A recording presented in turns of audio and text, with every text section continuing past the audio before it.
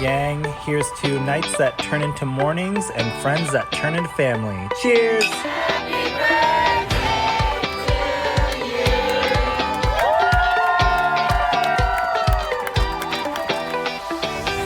Hello, and welcome to the Friendship IRL podcast. I'm your host, Alex Alexander. My friends, they would tell you I like to ask the hard questions. You know who I am in the group. I'm the person that's saying, okay, I'm going to ask this question, but don't feel like you have to answer it. And now I can be that friend for you too.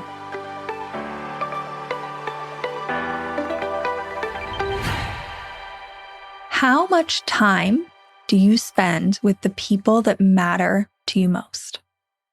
This could be your partner, your kids, your family, your friends, your community. And the answer to that question is probably going to vary depending on the season of life that you're in. I'm going to talk a little bit later about a study called the American Time Use Survey that shows the trends based on different ages and who you spend the most time with. But I think what's most important to remember is that, like with anything else on this podcast, so often if we're on autopilot and we follow the trajectory of what we should be doing in any season of our life, that might mean that we really are not carving out time for the people that we say matter to us most. Today's episode, I am talking with Katrina McGhee. She is a career break coach and sabbatical expert and the author of the book, Taking a Career Break for Dummies. Yes, one of those For Dummies books with the yellow cover. As a certified master coach with an MBA, Katrina empowers mid-career professionals to create transformative and daring breaks, ultimately leading to a more fulfilling and satisfying life. Her clients return from their breaks recharged, inspired, happily employed, and forever changed. On their time off, her 70-plus clients have traveled the world, launched businesses, changed careers, and more. Katrina was inspired by her own 20-month career break, where she saved $40,000 in just 18 months to quit her corporate job and travel the world. This conversation that I had with Katrina was such a delight for me. Because as I've talked about many times before on this podcast, community, connection, friendship, these are massive priorities in my life and Michael's life. We have built a lot of ways where we use our resources, our time, our attention, our money, to facilitate the connections that matter to us most in our life. On this podcast, we talk a lot about how to carve out small chunks of time, a weekend here, a few hours there, a 30-minute phone call. And we talk about that in this episode as well. But if you've ever wondered, how do I carve out more time? How do I get off autopilot and create a life where I am spending time with the people who matter most to me? Longer chunks of time, weeks, months, seasons, then this episode will be really inspiring for you. Now, I want to be really upfront. And if you are listening to this episode in particular, and you are thinking to yourself, Alex, I am barely surviving. There is no way I could take 18 months to quit my job and travel the world. I want to acknowledge that that is indeed a lot of privilege. However, this episode does talk about smaller chunks of time. It also talks about how to take this as inspiration, as life goals, and slowly start to build up to these longer chunks of time with the people that matter to you. I will say firsthand that Michael and I never were able to carve out the chunks we can now a decade ago. And I'm sure that a decade in the future, we will be prioritizing this in a way that we have even more chunks of time. And you can do that too. With that, let's dive into today's episode. Hi, Katrina. I'm so excited you're here to share your personal experiences, but I actually also think that your work is probably going to come in to this episode a little bit too. Like when we had chatted before and we got to the very end, and I heard that you are a career break coach, I was like, oh, wow, this adds an entire other layer to this episode. So thank you so much for being here. Yes, Alex, thank you for having me on. I'm so happy to be here with you. I'm just excited for this. I mean, who doesn't like talking about their people and how we're figuring out ways to make this work and enjoy? Honestly, I think whether we all want to admit it or not, like the stuff that really gives life color and brings us joy, just spending time with the people we care about. Absolutely. In a way, it's so much of how I feel holistically, year to year is largely and intimately related to how much connecting with people I care about, both new and old, did I do. So to start off, because I really do think that your work plays into this episode, not just the fact that you're a digital nomad, but like actually what you do. Can you talk a little bit about being a career break coach? Yeah, absolutely. I help people take breaks. So whether you feel it's impossible or you want one and you just want to make sure it's fantastic and that you don't ruin your life or go broke in the process, I'm here for that, right? So I lead people into and or through breaks lasting anywhere from 2 months to 2 years and provide them with the structure so that they can hit the ground running, have the most amazing experience, problem solving if they get stuck somewhere. But I am really here to be a huge advocate for breaks. I think they are a catalyst for a life well lived. And I think to your point, it's very related to what we're going to talk about today, because taking a break was a massive moment for me. I took a 20-month break to travel the world back in 2013, and it changed my life in many ways, professionally and personally, and for the better. And the connection that I was able to experience because of that break really changed how I view time, how I value my time, and how I invest it in the people and relationships that matter to me. Okay, so people are going to want to know, I'm going to ask this question. When you say a 20-month break, did you work at all? I did not work at all. I mean, I'm over here just taking a moment to really think about the fact that taking 20 months. So what did you do over the course of your 20 months? Yeah, a little bit of everything. So I knew going into it. So I'd been working with a life coach to find like a third career because I was feeling very unhappy and misaligned with career number one. The MBA didn't fix it. Neither did career number two. So it's like, what is missing? And in that search, I had this realization a few months in that I just wanted to take a break and travel the world. But because I was working with a life coach, I was very intentional. And I had a lot of insight into what is it that I really want and need to experience beyond just travel for travel's sake or just doing nothing for doing nothing's sake. It was more intentional than that. So the first part of my break, I spent with my then boyfriend. I convinced him to come with me. He was so generous with his time. But we did a 3.5 month road trip through the US. So new places, old places, saw the Grand Canyon, saw Arches, White Sands, like all these amazing, beautiful places, went to cities, ate a lot of great food, and just went in a big fat circle through the US. And then I actually went home for a little over 2 months to spend time with my family, which was really important to me. So, being able to be present for them when they were having regular life moments instead of just the hustle and bustle of holidays or, trying to cram it all in this very unnatural, like 3-day, 5-day, 7-day period. Once I'd had my fill of home, it was time to go abroad. So I hopped a plane from DC directly down to Medellin, Colombia. And I started my international trek and I traveled around the world. I traveled pretty slowly for half of that trip. Sometimes it was fast, like being in a country for 3 days, 5 days. But there were a couple times, like when I was in Argentina, I rented an Airbnb and just lived there for a month to get a flavor of Buenos Aires and to really appreciate the city and get to know it in a more intimate way.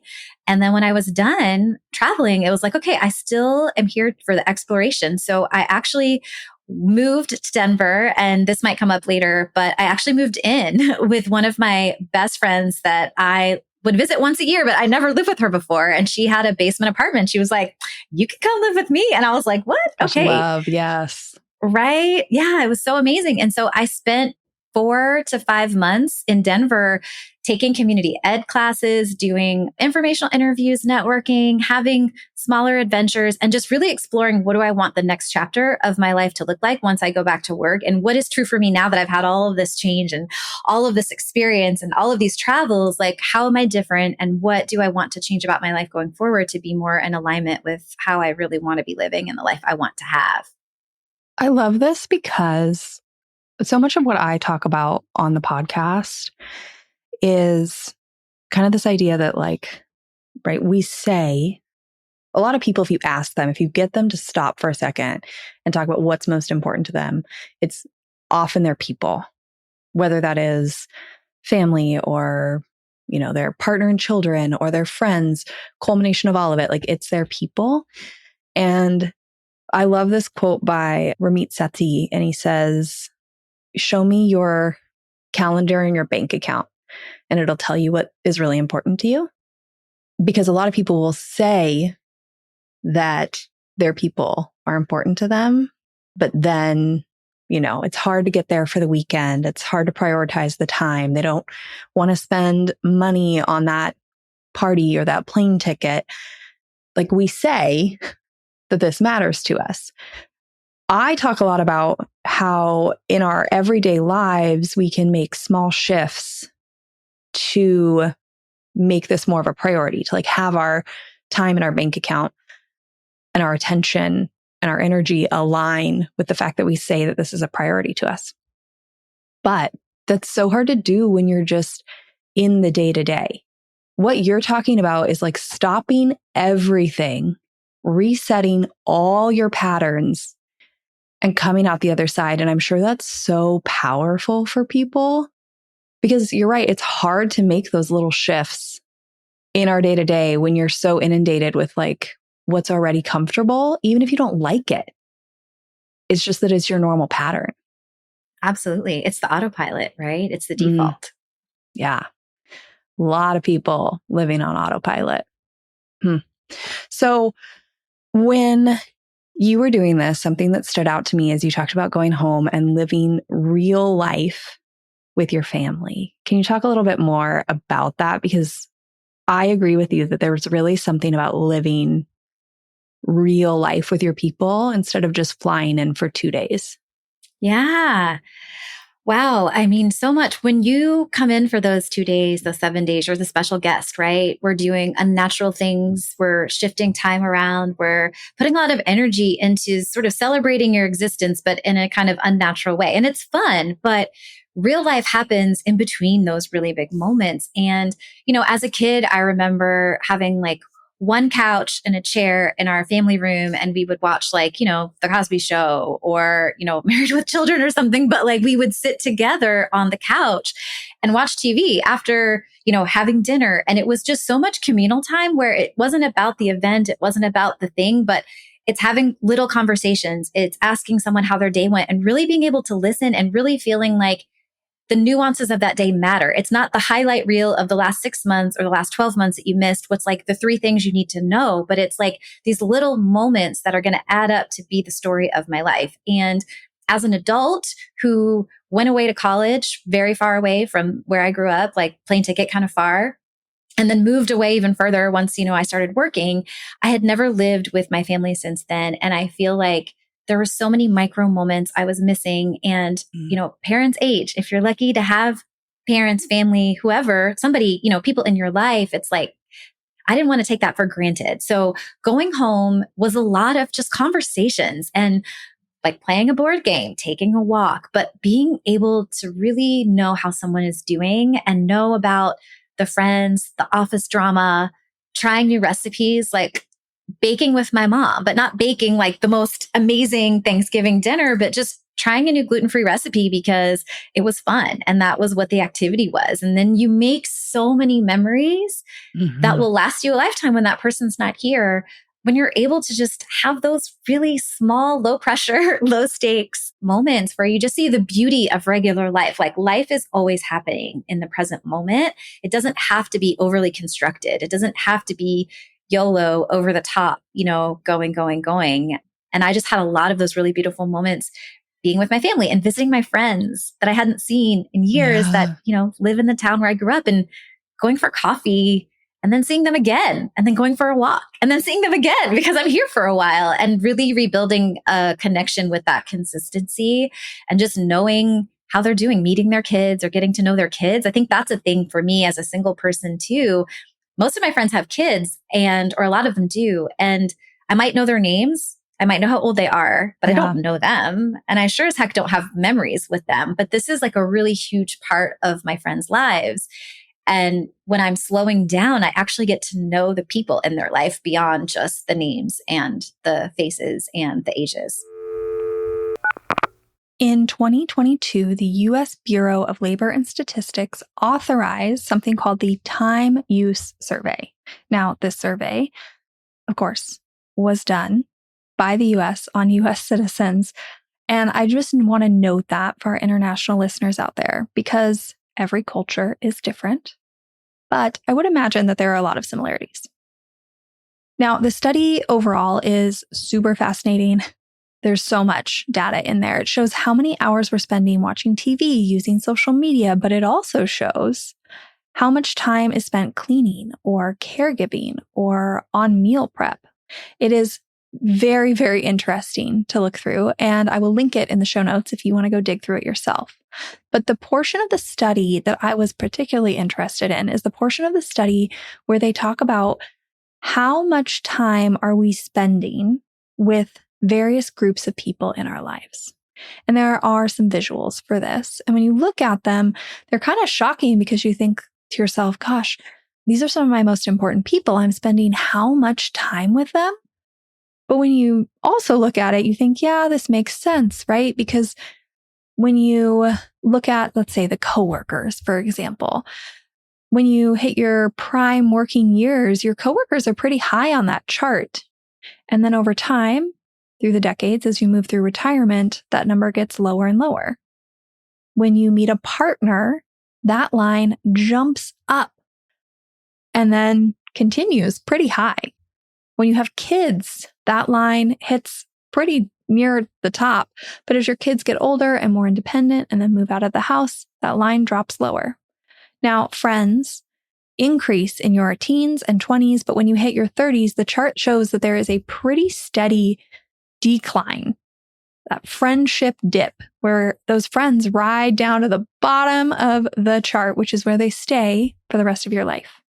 Now, why am I telling you this? I'm telling you this because today's episode is really about this idea of breaking out of autopilot, about being intentional and making choices, even if they're a little bit out there, that align with your priorities. It's about not just saying these people matter to me, but using your time, energy, attention, resources to find more time with those people. And that's what we're doing here. We are trying to disrupt this chart. And there are so many ways that you can do that. As Katrina's talking about, you can take a career break and go live near family and friends for a while. But you also could decide to live in a more communal living situation, or decide to talk with your family and live in a multi-generational house. There are other life choices out there that are going to firmly impact this chart, such as deciding whether or not to be in a long-term committed relationship or have kids. At the end of the day, I really do think there are so many opportunities, like Katrina is saying here in this episode, to be really intentional about finding pockets of time. And I'm going to share with you a personal goal of mine, one that I really haven't talked about publicly. But Michael and I met when we were 20. So my partner line on my personal chart jumps up about a decade earlier than what the study shows. And if I look back on my 20s, I don't really have many regrets, but something I do wish I had had the opportunity to do was travel a bit more with friends and find those longer extended periods of time. I also wish that I had lived in like a bigger city, one of those like world cities, New York, or maybe London or Paris. I've always wanted to do that. And I realized recently that it'd be really fun to mix those two goals together, that it would be really cool for me to make it a goal to be able to rent some sort of apartment in one of those cities and move there for 3 months and tell any of my friends that they are welcome to come, whether that's for a few days or a week. Oh my gosh, like a couple weeks, a month. It'd be so much fun. And it would allow me to carve out some time for some people that really matter to me that currently I maybe see a few days a year. And suddenly we could carve out these really amazing memories and a week or two of time together. And when I tell people, the few people I have told about this, I quite often get asked like, oh, well, what about Michael? And he's welcome to come visit. I would love for him to be a part of this. But when we look at this chart and I just have people asking like, well, what about Michael? It's like, why are we on such autopilot? Michael and I met when we were 20. I am hoping we are together till we're in our 80s plus. So I'm going to have 60 plus years. His line is so high. And I'm talking about carving out 3 months to bump some other people who really matter to me up in my chart to maybe double or triple or quadruple the amount of time I would have otherwise spent with them. I think it is really cool to think outside the box and to think long term. I'm obviously not going to do this right now, but I think it's a really fun goal for me to hold on to and to build towards that aligns with something that is a huge priority in my life. Yeah, there's something so different. Like the kids is a great example, right? Normally, a lot of people you'd get together with your friends, you'd get on a call, you'd go to coffee, and you would hear your friends maybe tell stories about their kids. Mm-hmm. And that is completely different than actually spending time with the kids and developing your own relationship with them and getting to, I don't know, stand there in the backyard watching your friend's kids play next to your friend and be like, oh my gosh, that's what you were telling me about. It's an entirely different experience that I think is so worth prioritizing. And I really do think that a lot of people get like drained by the fact that we are constantly living kind of in the past with our friends. That you're retelling old stories, but also when you do get together for that coffee date and you're catching up with one another, that really means you're just having this whole conversation where you're only sort of present because the entire conversation is about filling each other in on the past. So true. Yeah. There's something so different about like existing in the present with each other and actually making new memories together. And that's what you're doing. Yeah. I mean, this is a silly story and kind of gross, but it's so true. And my friend will kill me. I won't use any names, but one of my friends, she has 2 like teenage boys, and I know of them. Like we lived in Minnesota at the same time for, like when I was working before I took my break, right before I took my break, but I hadn't seen her kids in years, and, you just don't know people. And spending time with them, there was this time that they took me on this amazing, like I was just there hanging out at their house, like in regular people land during a regular week. And they took me on this tour of San Francisco, and one of their kids farted in the car. And I was sitting in the back seat between these 2 boys, and I didn't know who did it. And it was just like, it was like dead silent. And then everyone started laughing. But it's like these moments that like, I will remember that. And we still joke about that. But like, I remember that. But it's like getting to know people in real life with silly, ridiculous moments and making memories that when everything's overly constructed or super, like you said, like, sometimes it can even be sterile. It's like, let me leave the distractions, i.e. my family or, like my life at home so I can be present for you for coffee for 60 minutes. It's like you're just seeing their life integrated and you get to have this other kind of experience that just, I don't know, it makes life so much richer, in my opinion. I agree. We really prioritize. I loved when you reached out about this topic because it's almost like hard to talk about sometimes because most people aren't doing it. So until you've done it, I don't think you see how different it is. Like what a different experience it is. When we travel to see friends live in Phoenix, in New Orleans, we have decided that instead of just flying in and flying out, we really try and figure out a way to go for like 5 to 7 days, and we will work while we're there. So we will maybe pay for a co-working space or leave the house so that we're not messing up their work environment too much, trying to find a balance here. But, then we come home every night and we have dinner with them at their dinner table, whatever they would normally make. We run, errands with them. We do preschool pickup. We attend family birthday parties for their cousins because it just happens to be the weekend that we're there. And then we get to see all their family that we haven't seen in a long time. And they're some of our favorite memories with these friends who at one point lived near us. So we really got to do a lot of that day-to-day stuff because they live so close that it was like, hey, you want to come over for dinner tonight on a Tuesday?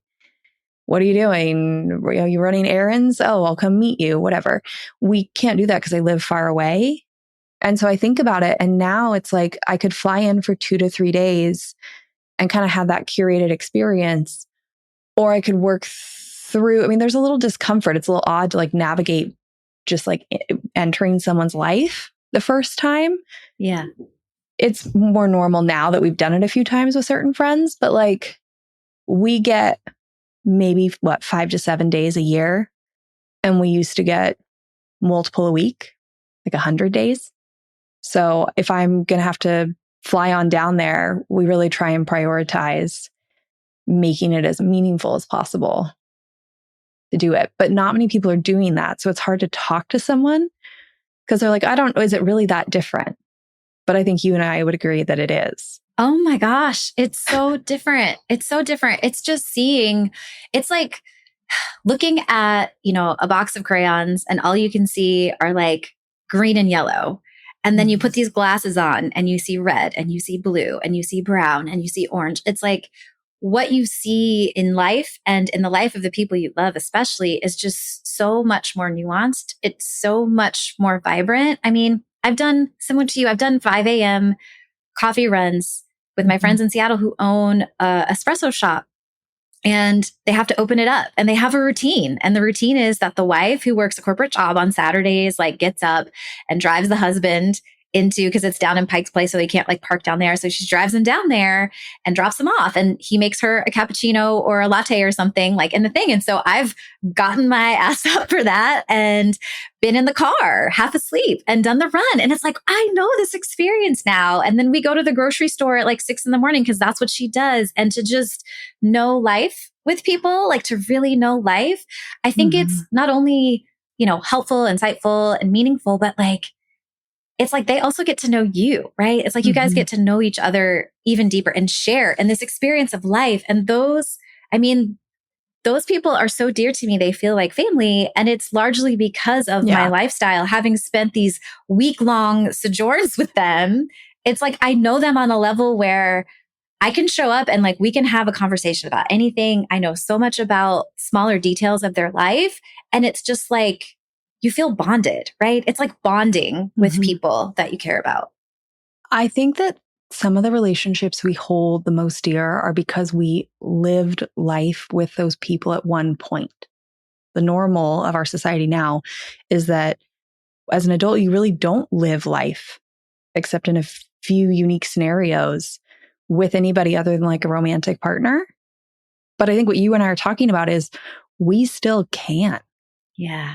We can still do that. And doing that allows you to deepen relationships that matter to you and get them to that place of oh my gosh, I love this person so much, because you are doing moments of living life together. I think that's why most people are so fond of maybe their college best friends or their high school best friends, because you really did live life with them for a while. And as adults, we've kind of forgotten how to do that. And now here you're saying we can. Yeah, we can. And we should. We can and we should. So tell me a little bit more about when you went and moved in with your friend in Denver. Yeah. Because I also love that, because that again goes against societal messages, to have picked to go and be roommates with somebody. Well, roommates, you lived maybe in a unit. I don't know. It doesn't matter. Yeah. To move somewhere to spend more time with a friend as an adult is again people be like, you did what? Exactly. You didn't move there it's for a true. job or Yeah. for a boyfriend or Oh You're my like, no. gosh. It was such an adventure, Alex. It was such an adventure. I had a boyfriend at the time and we were like wanting to relocate outside of Minnesota, but didn't know where. And my friend had offered up the basement apartment while I was figuring life out. And he's very outdoorsy. So he was like, maybe we could be Denver. And I was like, yeah, maybe it could be Denver. We had stopped by and visited her on the road trip. So we spent maybe 5 days with her. So, they'd gotten a feel for each other, but it was still a big risk, like moving not just me, but my boyfriend in with my friend. But I was already investing in smaller ways before my break in friendships. And she was a friend that I would visit once a year. She lived in New York and she has a 1-bedroom apartment. So it was a very enclosed space. We just seemed close. So I was like, okay, we're doing this. And I have to say, it was the most magical thing. I mean, I was there for so many small moments. Like if she went on a date, when she was going through fertility stuff, just being there and not having to be there. She had to pick up the phone and call me and explain it. It's just she could come home from a hard day and I could come upstairs to get a glass of water and I could be like, girl, how was your day? And it's just it's just there, right? It doesn't require all this effort. You don't have to decide that you want to people today. Who am I going to people with? Who's the right person to tell? It's you just have this ability to just be present to everything, the whole spectrum, the whole kaleidoscope with a person and just being able to be present with no effort. We sat on her porch, all three of us, handing out Halloween candy to little kids in her neighborhood with witches' hats on. Oh my gosh, right? Talk about filling your cup. But we made memories that will last a lifetime there, but also just getting to be there for someone and having someone witness you in these moments of life that might feel a little bit too weird or too hard to go through all the effort to call a friend or go out to eat or get dressed up to go out to eat or have a coffee to tell. You just show up in your kitchen and it's two people in the kitchen being like, you're not going to believe what happened to me. And it's that easy, right? So we're like the house that everybody stays at. We have 2 guest rooms. That is definitely a luxury. And we prioritize that because we love having people here. And we have people who stay in our house all the time, like friends. But we've also had, I think, 5 or 6 friends live with us in transitionary periods, anywhere from 1 to 4 months. And I cannot recommend enough to people, if you have the ability to offer that, or you need a space to be in a transitionary period, living with friends again as an adult is so fun. And we have loved having people stay here because you're so right. The little memories you make, just the day to day, finding out day to day stuff. A funny story, our friend Mike lived with us. He finished grad school in the LA area. He decided to move up to Seattle, but when he came up here, he didn't have an apartment yet. So he lived with us and he showed up and, he had all this stuff. He just moved. So he had kind of his day-to-day items to put in we live in a condo at that time. Mm-hmm. And he showed up with his Keurig, which is totally fine. That's how he makes his coffee every day. We didn't even have a coffee machine, honestly. So he's a big coffee drinker. It made sense. But when I tell you that this thing, I was like, does it even work anymore? It looks so beaten up. It maybe needs a deep clean. I despised this Keurig for 1 month, and not in a mean way, but just in what are we doing here? Do I need to get you a Keurig for Christmas? But I don't want to catch Keurig it intervention. You wanted to have a Keurig intervention. And we went through the whole, it wasn't I didn't want it on my counter or anything like that. I was just so confused. So when he found his place and he moved out, he started dating this gal who is now a very dear friend of mine. And I will never, ever forget, I made a comment about the Keurig and she immediately was like, oh my gosh, somebody else who gets it. I've been wanting to throw that thing in the trash. I am buying him a new one. But I never, ever, ever would have known that if he hadn't moved in with us. As silly as it is, that's the kind of stuff that is the color of your friendships that we lose when we're just meeting up quickly and passing to catch up versus existing together for a while. I love that story. And I think it's just such a great example of building connections and having the inside jokes and just knowing something really intimate, right? About someone's life. Like you could go on a game show about your friends, and be able to answer the questions and win because you just know so much about their life. And I think you get to witness, the moments. I have friends I've lived with when I was dating and like, we came up with nicknames for the people, like my date experiences. And it's like, they just knew and I could tell them and I could be like, we could just, it's just so amazing to have it be really accessible to get to know someone's life in the present moment on a deeper level.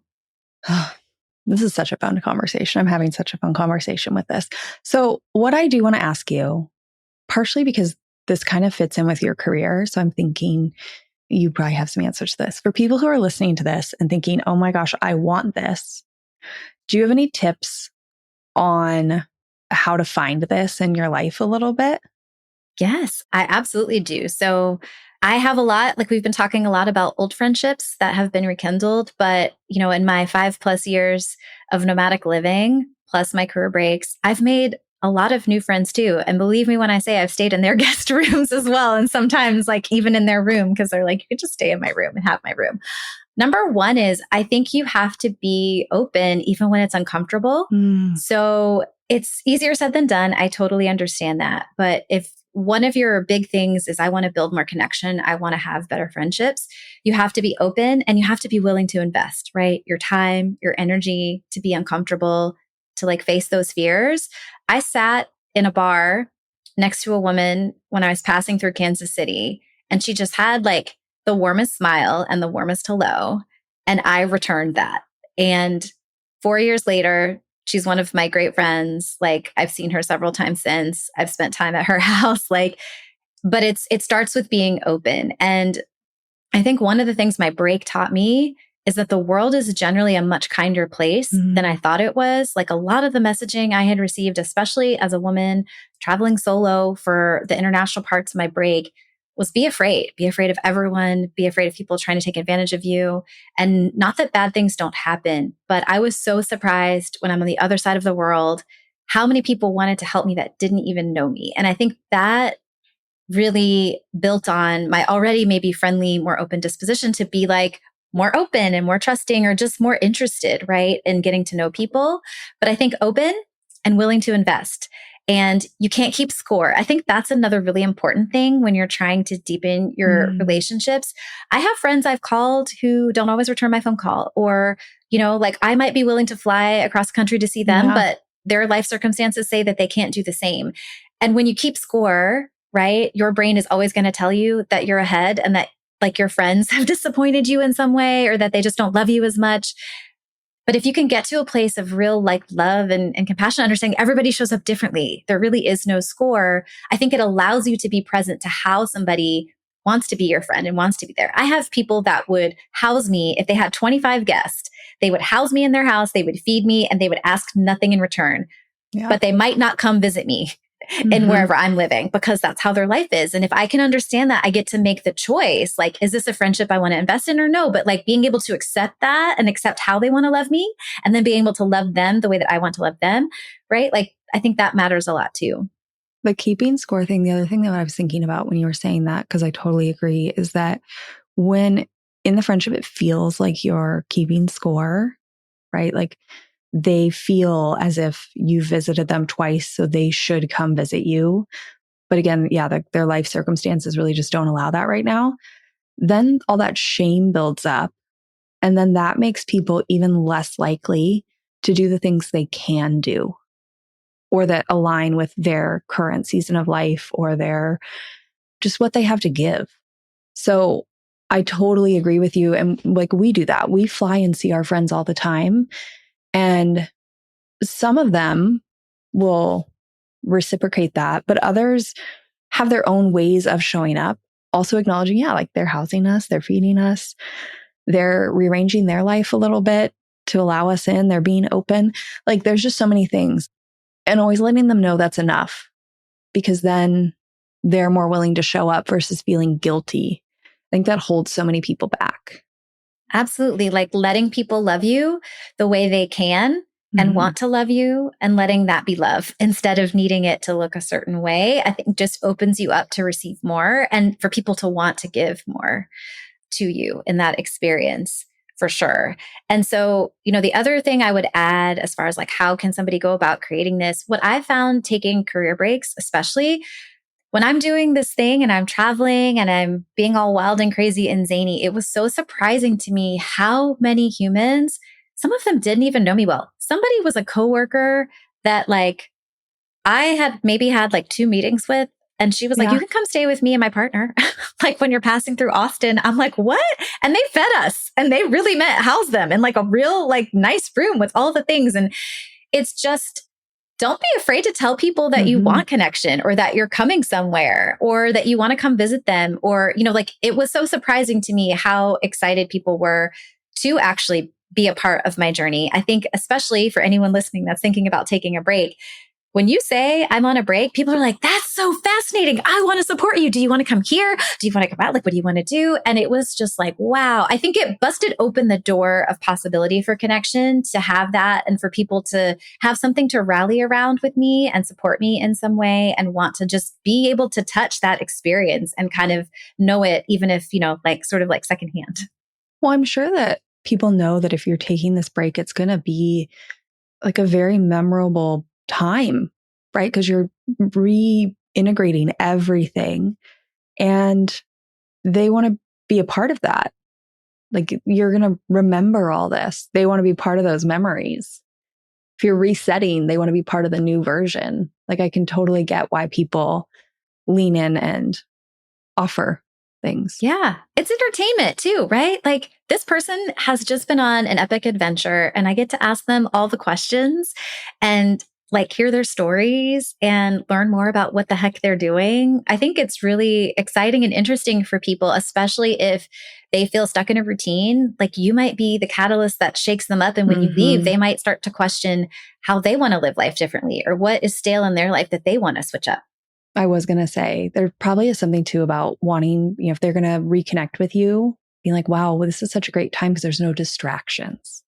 Like not only do we get to reconnect, but there's no, email dinging in the background. What a great time to get to spend time together when you're not being pulled in endless directions.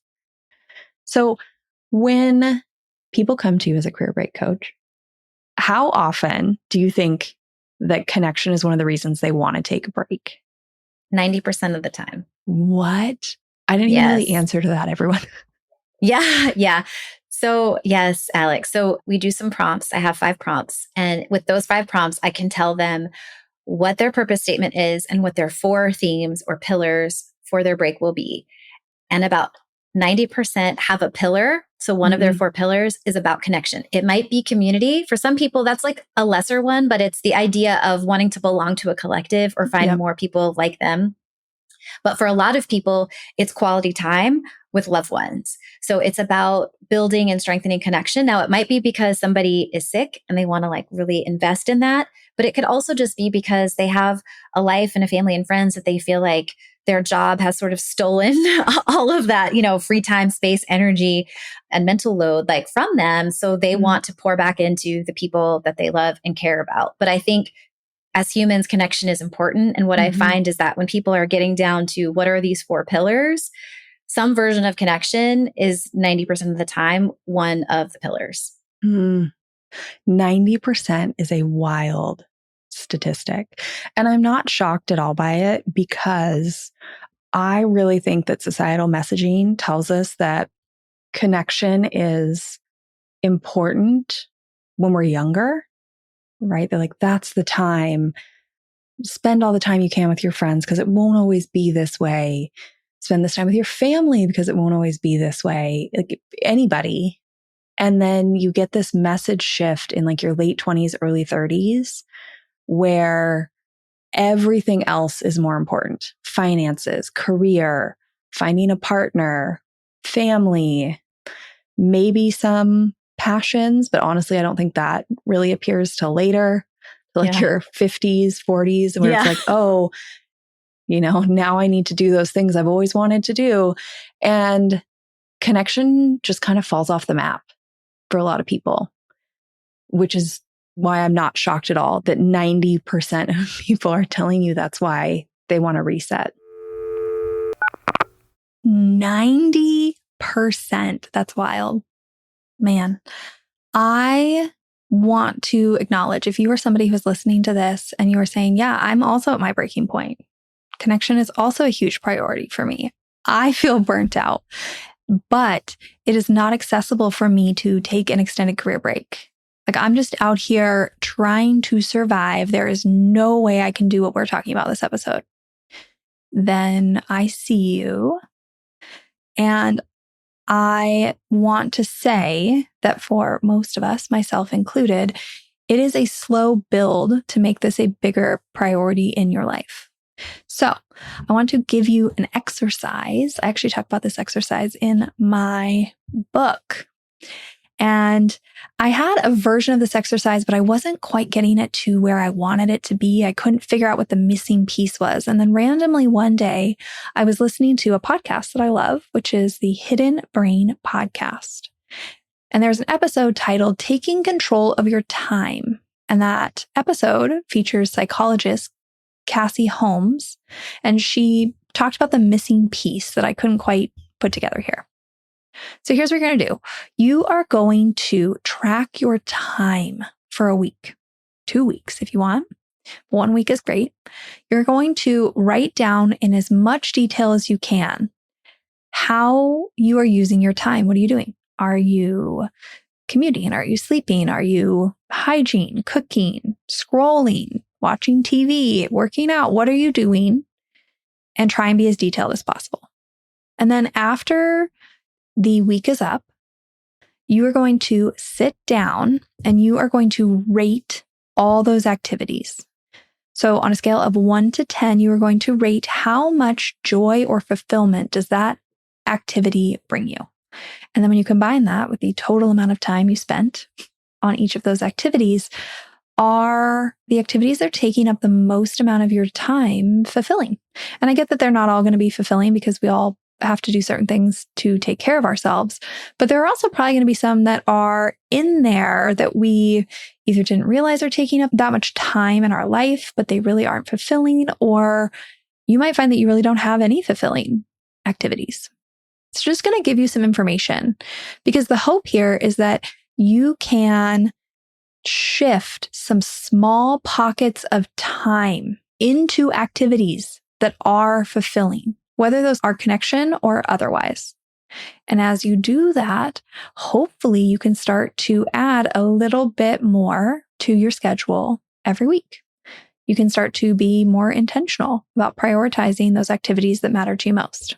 Now, in the episode of Hidden Brain, they talk about how these activities are probably the ones that at your funeral, on your deathbed, are the ones that you say were the most important to you, or the ones that you wish you had carved out more time. I don't know what your activities are going to be, but I do think that starting to try and carve these out creates a space for you to slowly get out of that burnout, to make different choices and to get off autopilot. Alex, I have a story I think that's going to illustrate what you just shared so well. And it's based on my time in Cuba. So as you talked about, sometimes we're distracted by the goals, like going for a promotion or trying to find a partner or investing in that partnership. And then also there's the layer of just how we live our lives today, typically being really distracted with all the things going on, all the plates and balls that we're juggling, but then also social media giving us this pseudo sense of connection. And so I spent several months in Cuba, off and on over a period of like 3 months, let's say. I was taken aback by how stark a difference there was in connection in that country where Wi-Fi was not really a thing. Like they had it, but it was very hard to get. You had to like go to a park or get a SIM card or something like that. And it was just very complicated. So a lot of people just didn't really use it. And the people that did use it very intentionally. And it was so crazy. The feeling of somebody stopping by the house and just like ringing the doorbell or knocking on the door without calling, without setting anything up, because it's like literally connection is what they have there. It's each other. It's the neighborhood. It's the family. It's the friends. People just stopping by and then coming in and sitting down for an hour and just talking and then like making a beverage and making a snack and being like, hey, let's hang out, or being with a person that was going to visit other family and friends. And we're not calling ahead of time. He's just like, let's go. And we're just knocking on doors and going to visit people. Or, you know, if you need yogurt, which is like, there's like a black market for certain grocery items that you couldn't find. It's like, we have to go to the yogurt house. So you go ask someone like, do they have yogurt in? And then you're going to the yogurt house and then you're hanging out at the yogurt house talking to the yogurt guy. And it was just like, what was shocking to me is how different and stark of a contrast it felt. But then I remembered back to my childhood. So I'm turning 44 in like 2 days.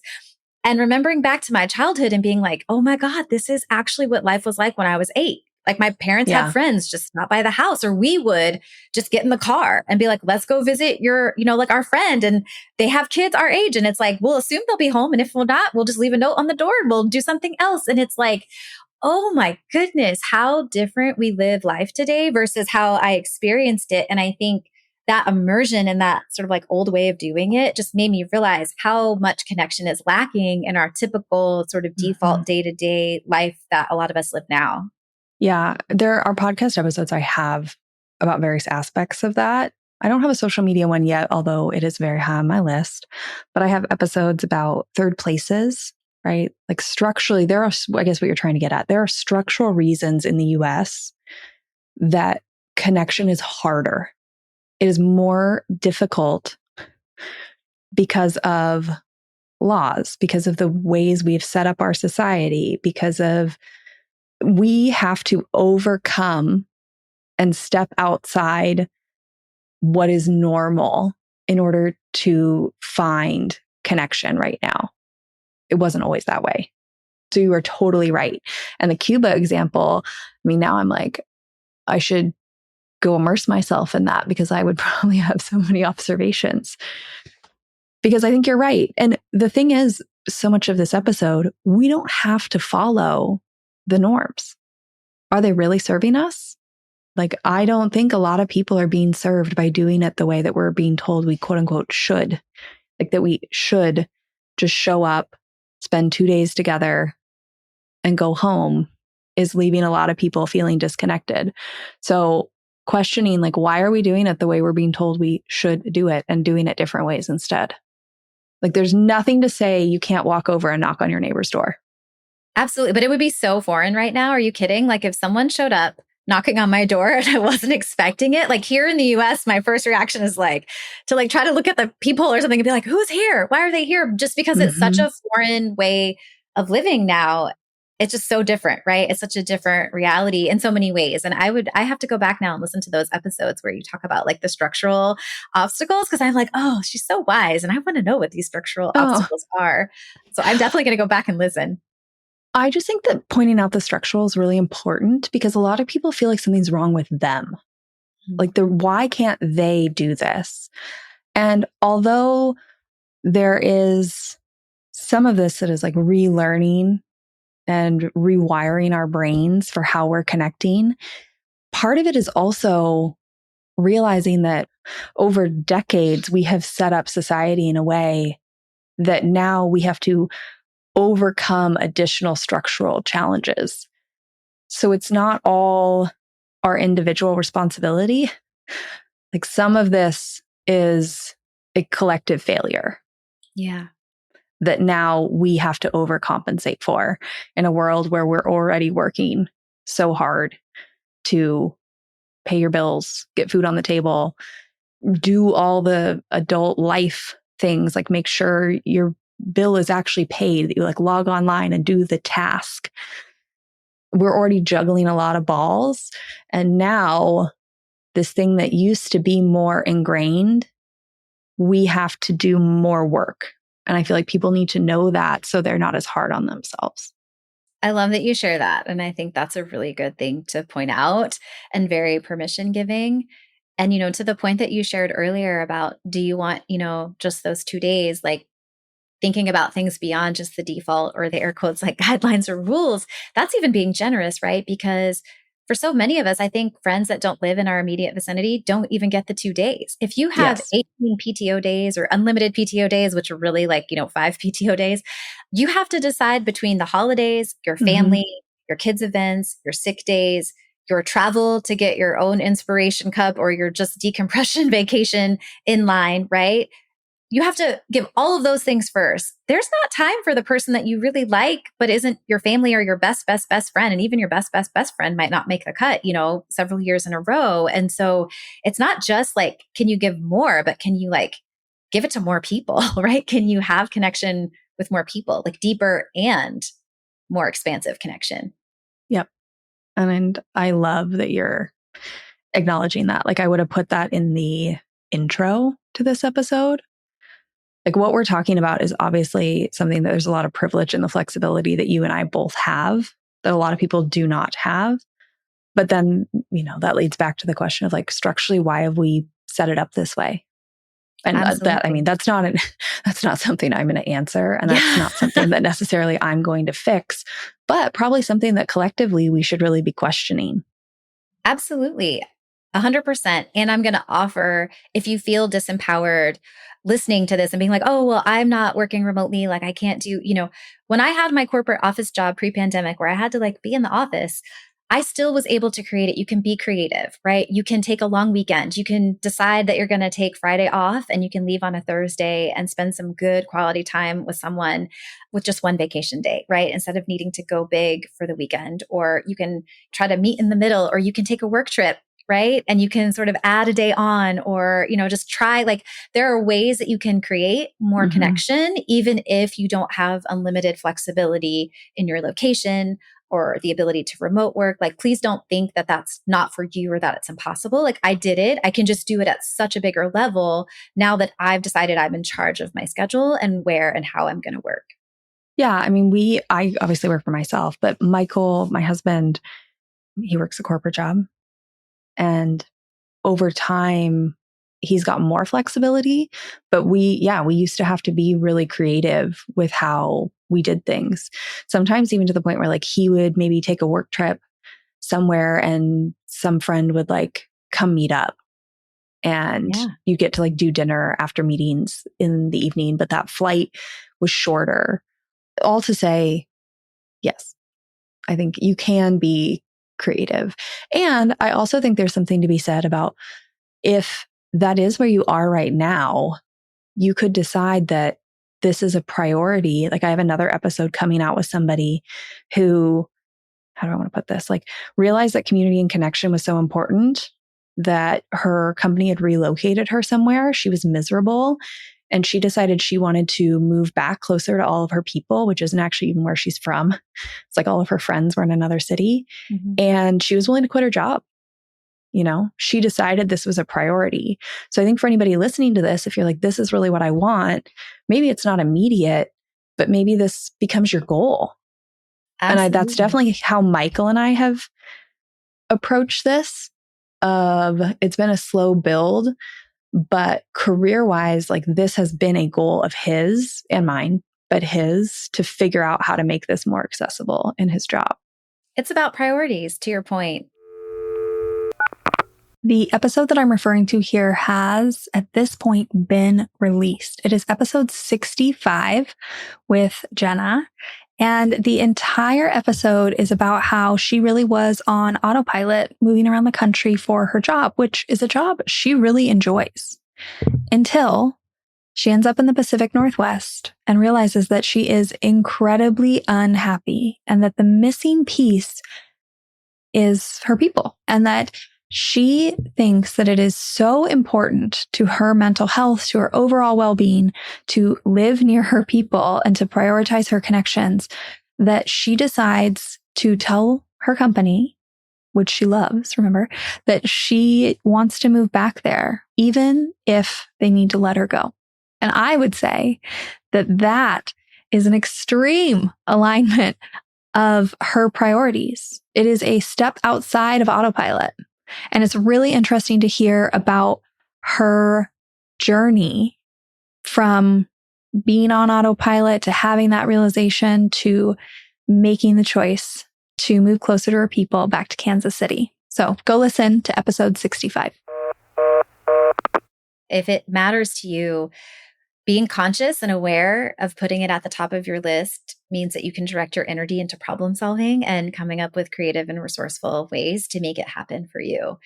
And I mean, if you completely feel overwhelmed, you could always take a break and make a whole lot of space for a whole lot of connecting, which honestly, that was one of the main reasons I wanted to take a break beyond just traveling, was to reconnect with my friends and family. Katrina, thank you so much for being here today. I'm really excited for people to hear this conversation. And I think it was full of so many rich examples, not only of what this can be like for people, but ways that they can go about doing this. And I just want to thank you for your time and for being here and sharing in what I think is such a unique, niche career, helping people take a break and reset their life and find what really matters. Oh, Alex, you are so amazing as a host. And it's been, first of all, your voice is just very soothing. So I feel like I'm going to come to you with any problem I have and just have you talk to me.